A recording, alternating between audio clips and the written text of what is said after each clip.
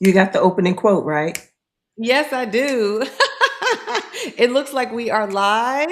Welcome, everyone. This is Welcome, Q&A with Queen and April. I love saying that. Let me tell you.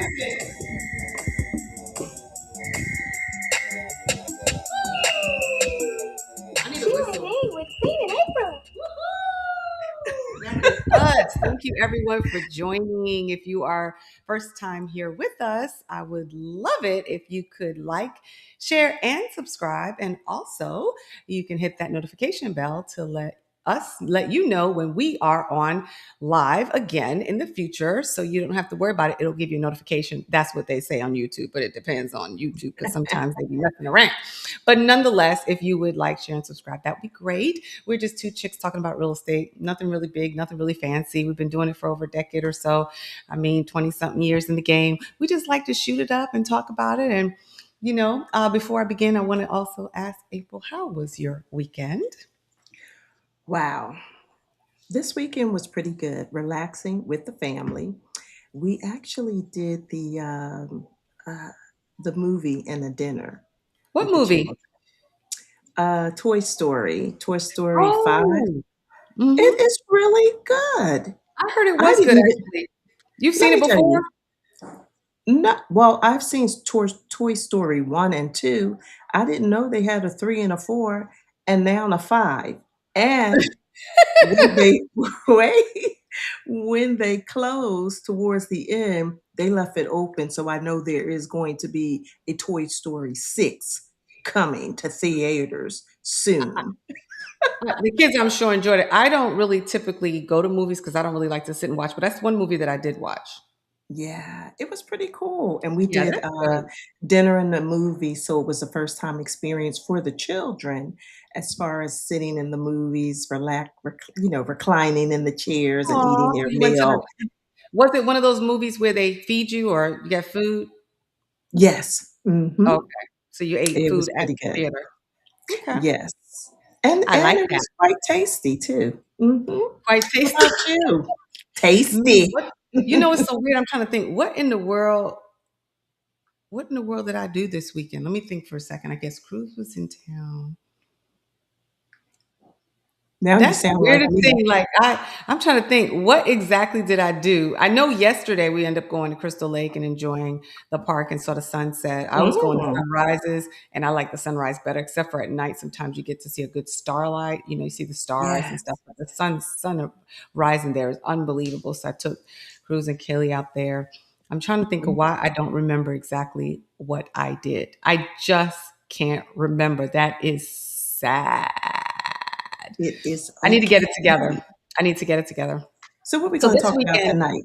yeah, this weekend I think I'm gonna take myself out this weekend, so I'll remember, so I have something to tell you. But Okay. the opening quote for today is in fitting with what we're talking about, which is basically collaboration versus competition.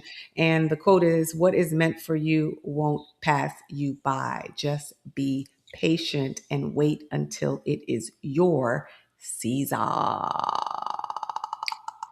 I believe with you. I can agree with that 100%. What's mine is mine, what's yours is yours.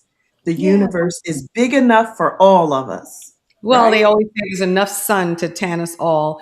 I think the thing is that when you are looking through certain lenses, like social media, especially, sometimes you can get a false reality of other people's lifestyle and wonder why not you? Where's your turn? When is your turn? And I think that's where it can be a little sticky. So that's really it. But Mhm, in mhm. speaking of collaboration versus competition, I can go first by saying that when you get in an industry like real estate, it appears as if everybody or everyone you meet that does exactly what you do is your competition.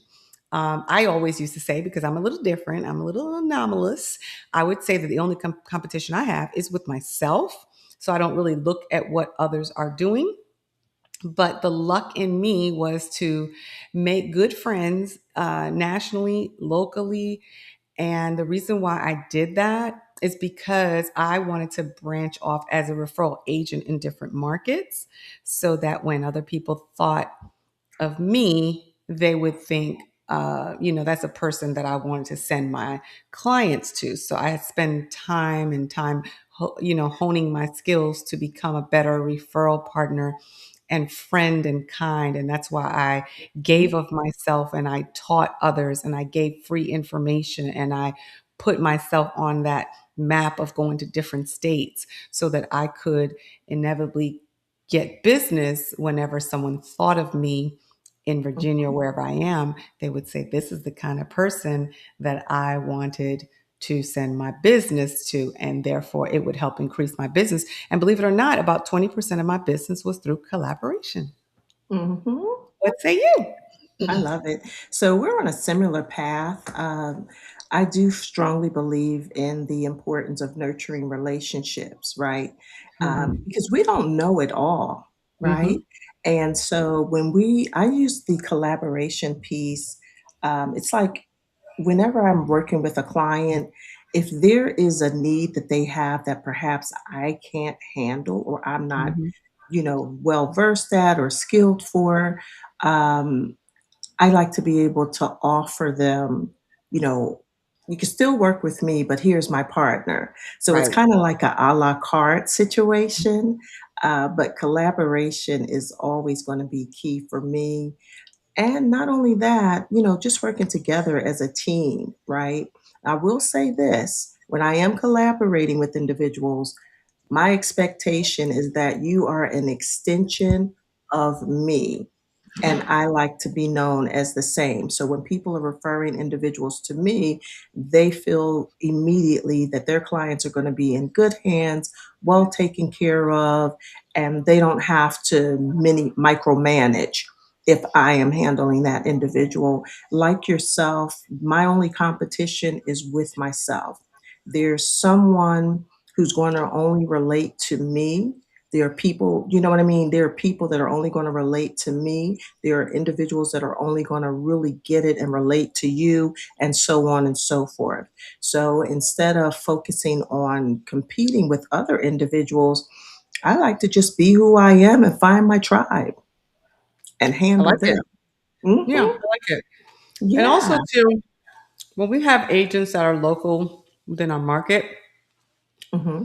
we do the same thing, like I was saying, of sharing myself. And every transaction to me should be a healthy transaction. My transactions went so well that the agents would send me a thank you note after. Hmm. And that's the kind of relationships I want to build because when the market is hot, everybody got their little, their chest is out. When the market is Hmm. slow, you're going to need some help. Either way you do, because when the market is really, really hot, you need friends because I'll be honest, just to straight up, y'all might not want to believe this, but let me put my hat down. We both wear hats. I just realized that. If they know me, they're Hmm. more likely, know me and like me, they're more likely to take my offer. That's just a fact. That's just it. I feel the same way too. When the market is slow, I can reach out to that agent and be like, listen, yo, I got this deal, it's, still on the market. What's up? You got any buyers? And they'll Hmm. actively start looking to help me. And we can help each other. But honestly, a lot of people don't realize this. Your relationship with that other agent when the market is hotter and you need a deal done or you want to get your client in, there's some conversations that may happen at back door. I mean, maybe something as simple as how many offers you have. If I send you this offer, will that work? I mean, there's nothing wrong with that as long as they're not hurting their client. But a lot of times, if you're not skilled and you don't have friends, I can tell you, I started in 2002. I didn't have any Hmm. friends and I got no offers accepted. I was knocking doors and begging like crazy because I didn't have an established relationship with anyone. But once I established those relationships, I was able to make things happen. I'll give you an example about was it last year? The lady who I did my first deal with, I'll never forget it. Her name was Robin DeBono. Robin, this for you. I didn't know Hmm. her. She didn't know me. She didn't know it was a first deal. Couldn't find my client anything. She was renting a house, and I asked her, could we buy it? Because I was knocking on doors, and she sold it to Hmm. my client. She was an investor, and Love I guess it. she felt sorry for me. Last year, she had a listing, and she remembered me from 2002, I swear. And she took my offer. Took my offer. It was I a good love offer. it. It was a full price. It wasn't, but she took my offer without hesitation, no problem. It was a great closing, easy going. Everything was great, like it was then. And the Mhm. beauty of that is, it was 20. 3 years later. That is crazy. Yes. I haven't talked Mhm. to that woman. I haven't seen her. She barely remembered me. But when I told her the address, she's like, "Oh my God, you know how long ago?" I'm like, "Yeah, I know how long ago that was." But the fact that Mhm. she actually remembered me, and even if she didn't remember me so much, she says she's seen me out here doing my thing, whatever that means. Now, mind you, when you're not a public agent and you're 007, nobody knows who you are. But when you're out there and you're popular, you're on TV, you have billboards and radio and this, that, and the third, and you're on Facebook and social media and TikTok. I was doing all of that. So I guess it just ran upon her. I know there's an ad I was running that every time you went on social media, my face would pop up in the market. And other agencies always say, I always see your face on my timeline. And I'm like, yeah, you see ads too, but you don't say nothing. But Right, right.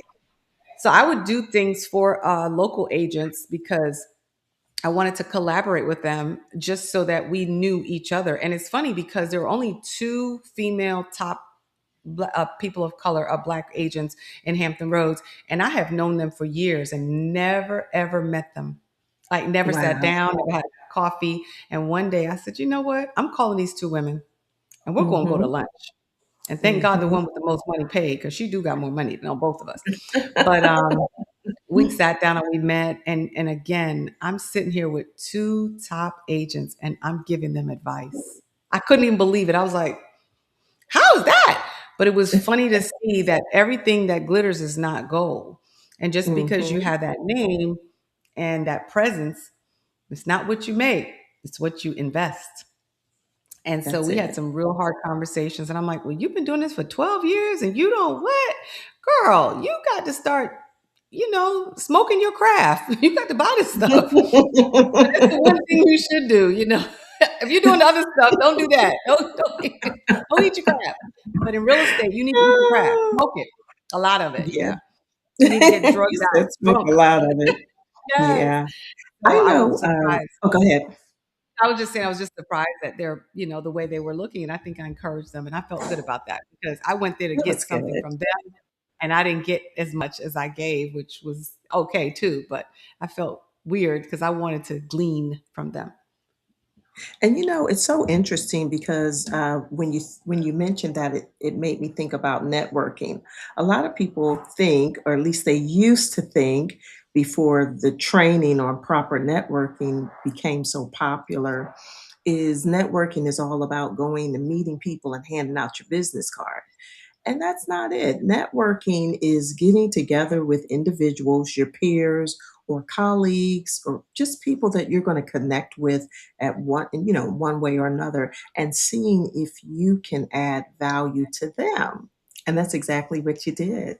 And I didn't know that. That wasn't why I went. I Mm. promise you. I went unilateral. I went to get something to find out what makes us all top. We're all top in our own way, but it's very few of us at the top, and that's a lonely place. So why not all get Yeah. together? And what I really also did want to offer to them as well is my services because they both invited me to go to their offices or whatever and talk. And again, I come from a KW background where you're always giving, you're always putting yourself out, you're always sharing, you're always doing that. And they actually both were at that place as well and moved over to another company.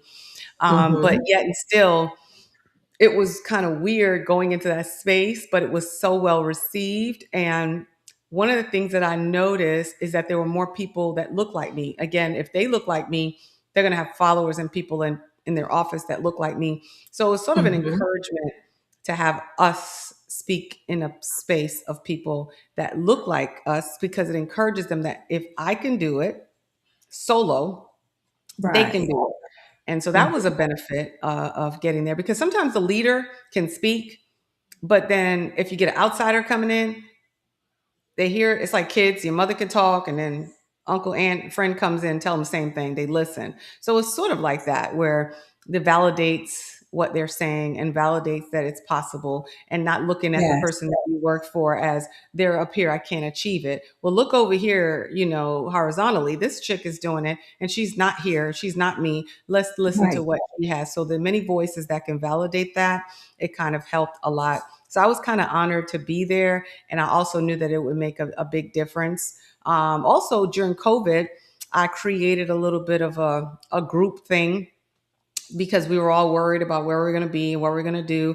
And for the first time, which was scary, I taught my marketing class online. It was very scary, but I did it. Mhm. And I didn't know if I could because I'm not good at technology. And Mhm. so having to do it without my regular stuff that I normally have was weird, but it worked really well. Everybody participated. Someone set it up for me where everybody could be on the screen.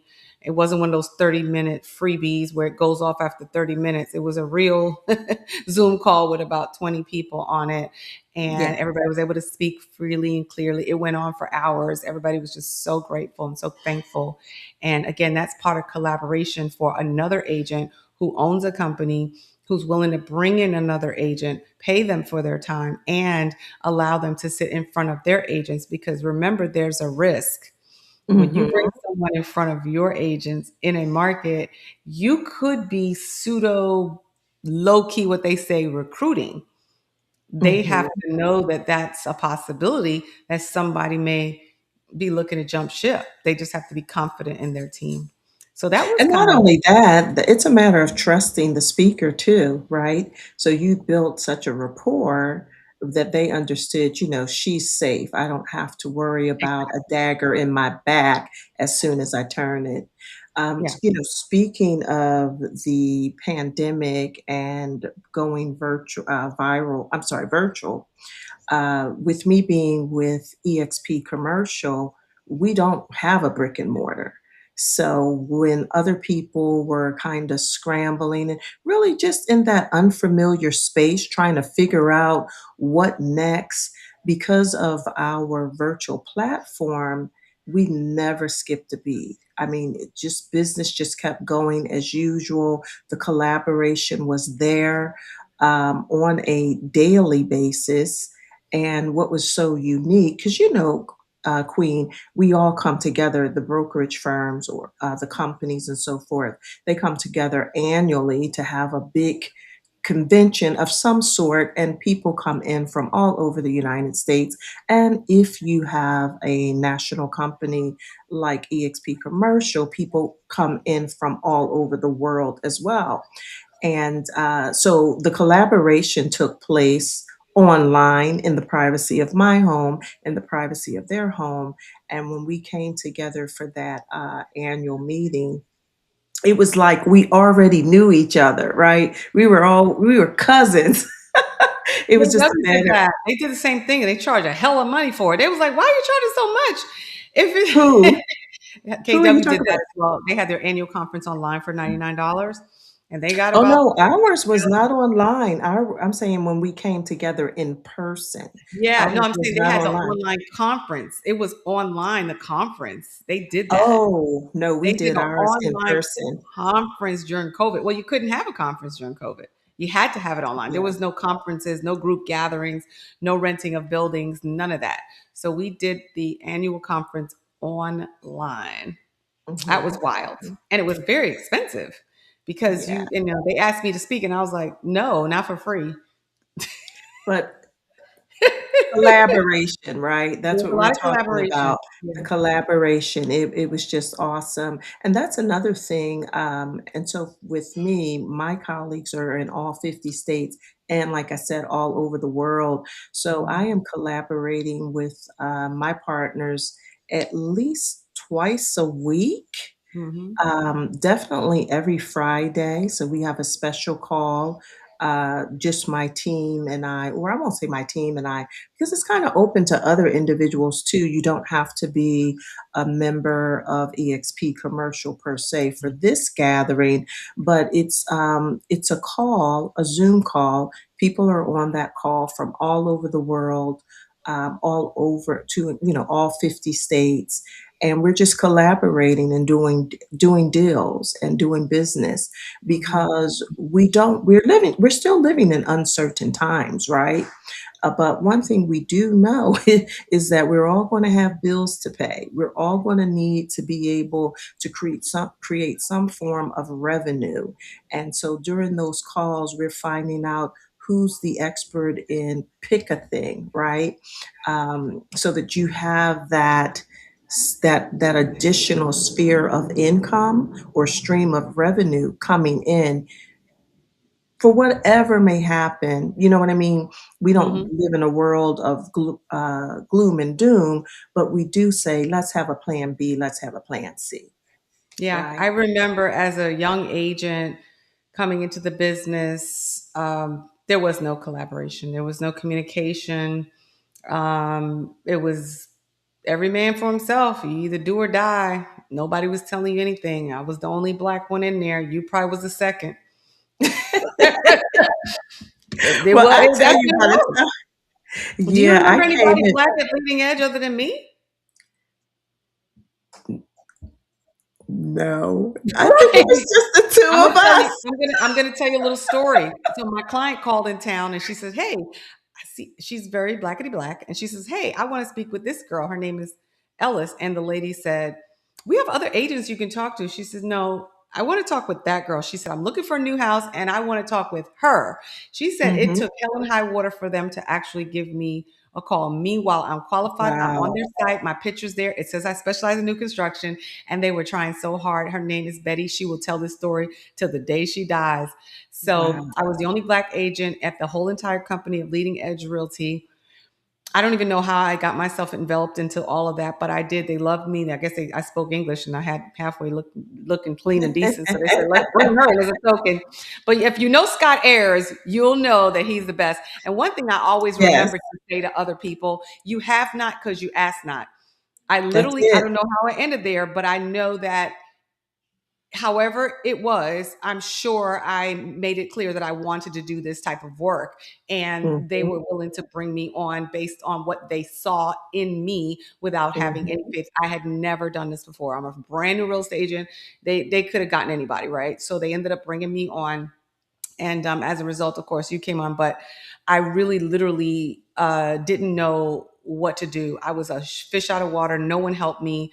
I did have to bug Scott a lot, and I finally got into the new construction era. But the resale part, they're not sharing. Fast forward, I go on to a bigger company and they're asking me to teach the classes. Again, I have an option to help and spread the word and get these agents up and running so that they can accept me for who I am and maybe give back one day. That backfired. Yes. They never gave back. But it was my way of giving back to the market center. They kind of sold me this, what is it, the Kool-Aid. They kind of made me drink it, thinking that if I help others, it'll benefit me somehow. It really didn't. But I didn't mind helping, but I do know that there were some people that still held things to their chest. They would not tell you what they were doing. They would not share. They would actually get up on panels and lie. I remember one girl got up on the panel Mm, and said that I get up in the morning and I meditate and then I go to the gym, and then I, come back and I, shuffle papers, do some breakfast, I do my yoga, and I go here and there, and then I get online and I make my calls, and then I return calls between 2 and 3. It was just so fake, and I'm like, that's not how it works. When you wake up in real estate, there could be an emergency, like a closing didn't happen, a walkthrough didn't happen, a client needed to go somewhere. It is not that regimented. So I was just like, really? That don't sound right. Especially you got kids. There's always an emergency with them. It just doesn't work well, that way, you you know? I think depending on what time you wake up in the morning, because I did used to have a regiment where I got up and I had a personal trainer. I worked out 3 days, a week, but my workout started at 5 a.m. in the morning, Again, and if I you're at didn't 5 have a.m., little that's different. children to tend to, Listen, right? then you're broke. Then I say anybody who has that kind of time are not making that kind of money because it's tired. I'm in real estate 24 hours a day, 8 days a week, 25 hours. There's no way I could be that regimented unless I'm broke. Because if I'm making the money I'm making, you can't be devoted to that and this. There's no balance when you're a superstar. When you're not a superstar, you could have balance because it doesn't matter if you do this. Like in my life right now, I can get up, watch the sunrise, the sunset. I Mhm, could do all that. But the hustler and the money she was making, it was all lies. And I knew her, so I knew it was lies because she has a team of right. people that's working. Be honest, you're not really doing the work. You're talking to agents who are single agents. If you run a team and you got telemarketers over here and you got people over there, yes, you could do that. But a regular average Mhm. agent is not doing that, or you're gonna be broke. You wake up late or you wake up at 5 o'clock, you going out, you drinking your tea, you watching sunrise, sunset, and you got time to work out, and then you do these calls between here. It's not possible. Real estate is not a monolith. There's all these things going on all the time. And I can wake up and plan my whole day And 9 o'clock, I hear my closing's not happening or something's not happening. I got to jump into action. Now, if I'm not Well, doing the you work, can. I agree with you. But like you said, if you woke up and you hear about it at 9 o'clock, if a person is going, and I'm speaking to the fact that you said it cannot be that regimen. I'm just yeah, saying it's not I that. just disagree. That's all I'm Again, saying. with the Because money that you're if making, it's different. If you're making an average amount of money, you can be as regimented as you want. But the money that I right, was making, I can't do it. It's you don't have enough time in the day. You would have to have a right, full-on team, which I did not have. And she's talking to single agents. So I'm talking about me talking to single agents about how I ran my organization. If you right. are running your organization with 5 or 6 different people, tell that. Be true about it. Be real. Yeah. Just stop the Mhm. lying. You're not doing that. We're talking to people who just started in the business and you can't tell them a story that you got time to golf in the middle of the day. You don't. Now, if you broke, you Yeah. do. It's all about your income. If you want to make more money, you got to work a little harder. It just doesn't work like that. Right. I don't even have Right. sleep to, I can't even build. There's never been a time where I got prepared for bed.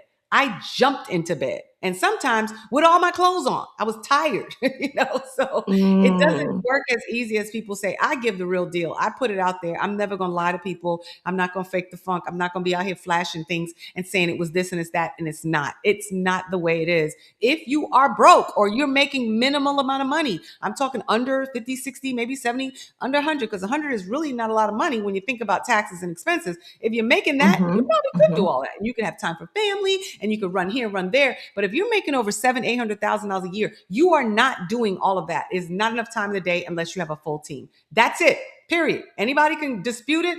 Call me. Let me know because I didn't go to sleep many nights. I live this thing. It's not something I heard. It's not something I'm making up.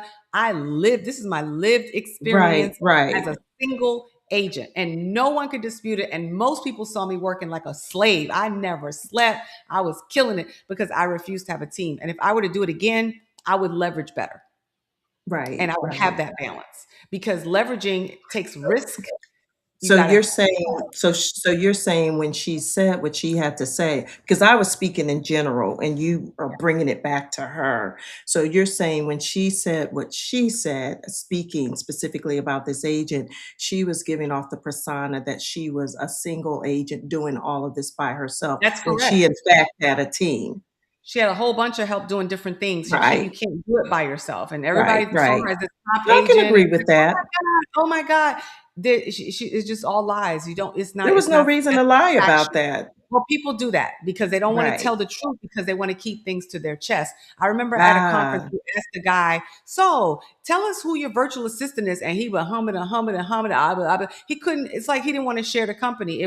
Everybody knew they either come from the Philippines or they come from China or, whatever, or India. Let us know who it is. Everybody should be able to call that company. I know you don't want to give up yours, but I'm sure there's others. Tell everybody the company. A lot of people don't want right. to tell you those things. Your lead sources, listen, after a while, the lead source can only give so many leads to certain people, so they will sell out of a market. So if you tell me you're using, say, Realtor.com or Zillow, whatever you're using, why couldn't Mhm. you share that? 95% of my business came from Zillow at one point, and I was never Mhm. ashamed to say it. I paid that money. Mhm. My lender paid that money. We were knocking out thousands a month. But if you're making 700,000, paying 3,000 a month, doesn't need, it's a drop in the bucket. I should have been Yeah. paying 70,000 a year Mhm.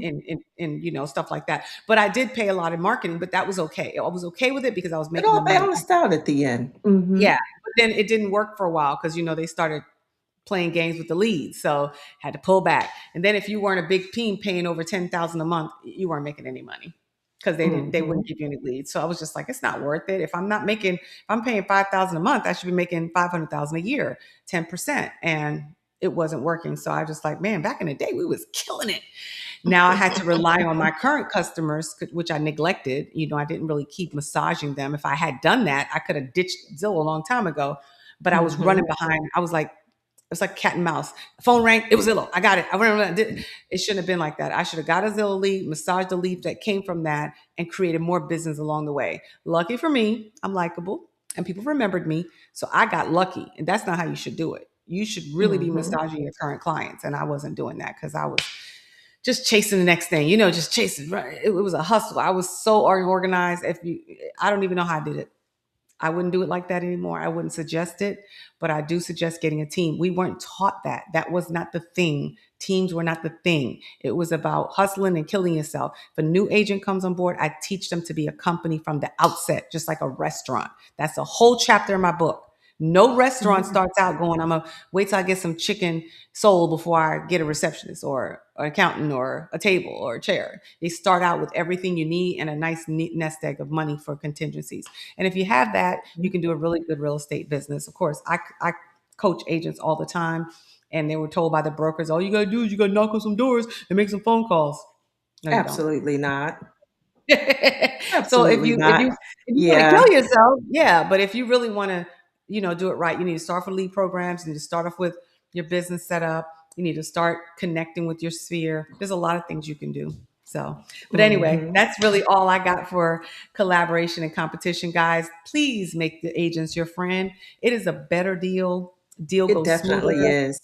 nicer. Everybody gets along. We remember each other. We can become good bosom buddies when it comes out to a transaction. Because, child, we both be talking about the clients, both the sellers and the buyer. And it So, creates a good, referral stream also, a good yeah, it does. referral It book of does. business, just that People collaboration. think of you. I love it. Yeah. As a matter of fact, when I think about it, I think I've gotten about, over the last 2 weeks, at least 8 referrals. Oh, that's good. Look at you being a good Collaboration, collaborator. Well, collaboration. well, thank you all for listening today. This is Queen and April. Q&A, and we thank you for listening. We hope that you will join us again. If you haven't liked, shared, or subscribed, please do so. If not, we will see you the next time. I'm going to go ahead and Whoop, take us whoop. on out.